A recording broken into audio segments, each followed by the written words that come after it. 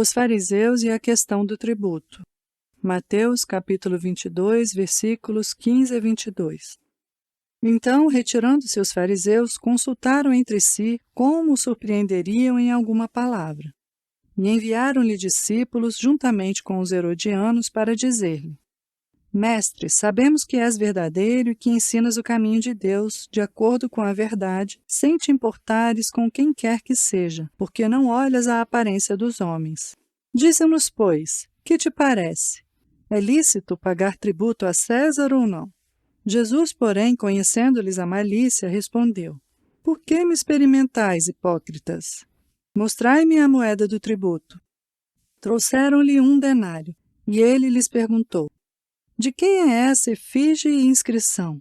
Responderam: De César. Então lhes disse: Dai, pois, a César o que é de César, e a Deus o que é de Deus. Ouvindo isto, se admiraram e, deixando-o, foram-se.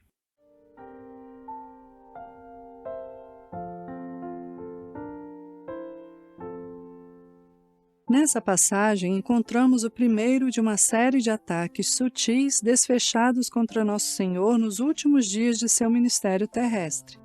Seus adversários mortíferos, os fariseus, notaram a imensa influência que ele estava obtendo, tanto por seus milagres como por sua pregação. Eles estavam determinados a silenciá-lo ou a tirar-lhe a vida. Por esse motivo, procuraram surpreendê-lo em alguma palavra.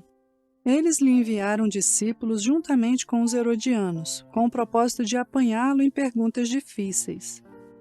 Desejavam encurralá-lo para que dissesse algo que servisse de motivo para uma acusação. Mas o esquema, conforme somos informados nesses versículos, falhou por completo.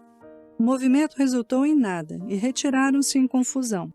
A primeira coisa que nos chama a atenção nesses versículos é a linguagem bajuladora com que o nosso Senhor foi abordado por seus adversários. Disseram: Mestre, sabemos que és verdadeiro e que ensinas o caminho de Deus de acordo com a verdade, sem te importares com quem quer que seja, porque não olhas a aparência dos homens. Como aqueles fariseus e herodianos falavam bem, que palavras lisonjeiras e doces! Eles pensaram, sem dúvida, que com boas palavras e belos discursos conseguiriam fazer Nosso Senhor descuidar-se do que dizia. Deles, bem seria possível dizer: a sua boca era mais macia que a manteiga, porém no coração havia guerra. As suas palavras eram mais brandas que o azeite, contudo, eram espadas desembainhadas. Salmos 55, 21. Convém que todos os crentes estejam em guarda contra a bajulação. Estamos grandemente enganados se supomos que as únicas armas no arsenal de Satanás são a perseguição e os maus-tratos. Esse inimigo engenhoso dispõe de outros dispositivos para nos prejudicar, os quais ele sabe manejar muito bem. Ele sabe como envenenar as almas mediante a gentileza sedutora deste mundo, sempre que não consegue amedrontá-las por meio do dardo inflamado e da espada. Não sejamos ignorantes quanto aos seus artifícios. É mediante uma paz fingida que ele destrói a muitos. Tendemos demais a esquecer essa verdade. Negligenciamos os muitos exemplos que Deus nos deu nas Escrituras para o nosso aprendizado. O que levou Sansão à derrota? Não foi o exército dos filisteus, mas sim o amor fingido de uma mulher filisteia. O que levou Salomão a se desviar? Não foi a força de inimigos externos, mas sim a adulação de suas numerosas esposas. Qual foi a causa do maior erro do rei Ezequias? Não foi a espada de Senaqueribe, nem as ameaças de Rabsaqué, mas sim as lisonjas dos embaixadores da Babilônia. Lembremo-nos dessas coisas e estejamos em guarda. Com frequência, a paz causa mais ruína às nações do que a guerra. As coisas doces causam muito mais doenças do que as amargas. O calor leva o soldado a tirar sua armadura com mais rapidez do que o vento polar. Tomemos precaução contra os bajuladores. Satanás nunca é tão perigoso como quando aparece em forma de anjo de luz. O mundo nunca nos é tão perigoso como quando sorri para nós. Quando Judas traiu o Senhor, ele o fez com um beijo. O crente que é imune à desaprovação do mundo faz bem, mas o crente que é imune à bajulação do mundo, esse faz melhor. A segunda coisa que nos chama a atenção nesses versículos é a maravilhosa sabedoria da resposta que o nosso Senhor deu aos seus inimigos.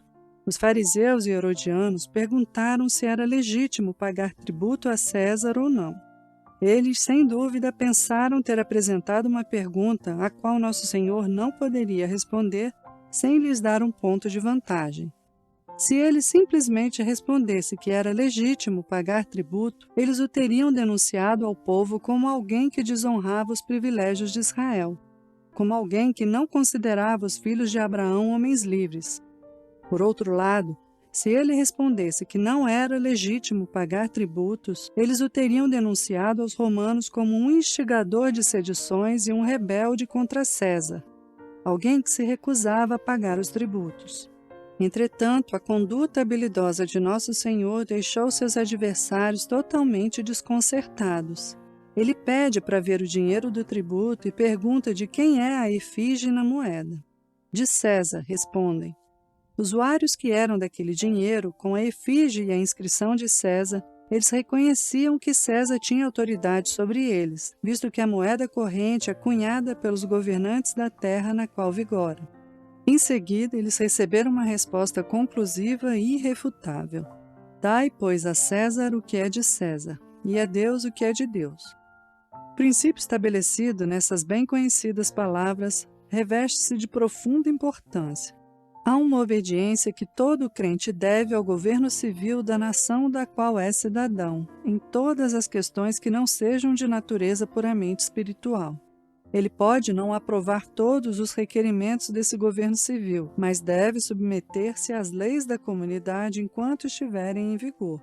É preciso dar a César o que é de César, mas há também uma obediência que o crente deve ao Deus da Bíblia em todas as questões que sejam puramente espirituais. Nenhuma perda material, nenhuma inabilidade civil, nem qualquer desprazer das autoridades que existem, nada disso jamais deveria tentar um crente a fazer coisas que as Escrituras claramente proíbem.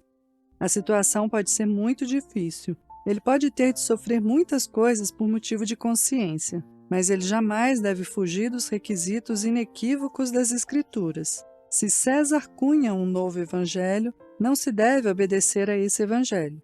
Devemos dar a Deus o que é de Deus. Esse é, inquestionavelmente, um assunto de grande dificuldade e delicadeza. É certo que a Igreja não deve tentar abarcar o Estado. Também é certo que o Estado não deve tentar engolfar a Igreja.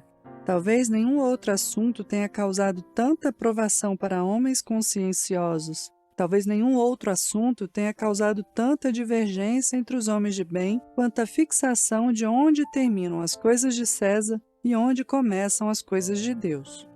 Por um lado, o poder civil tem muitas vezes usurpado terrivelmente os direitos de consciência, como ocorreu com os puritanos que sofreram durante a infeliz dinastia Stuart na Inglaterra. Por outro lado, o poder eclesiástico tem frequentemente estendido suas reivindicações de modo extravagante, a ponto de tomar em suas mãos o cetro de César, como a Igreja Romana fez no passado. Para que possa fazer um correto julgamento sobre todas as questões dessa natureza, cada verdadeiro crente deveria orar constantemente pedindo a sabedoria que vem do alto. A pessoa sincera, que diariamente busca a graça divina e o bom senso, nunca errará gravemente, pois Deus não permitirá que isso aconteça.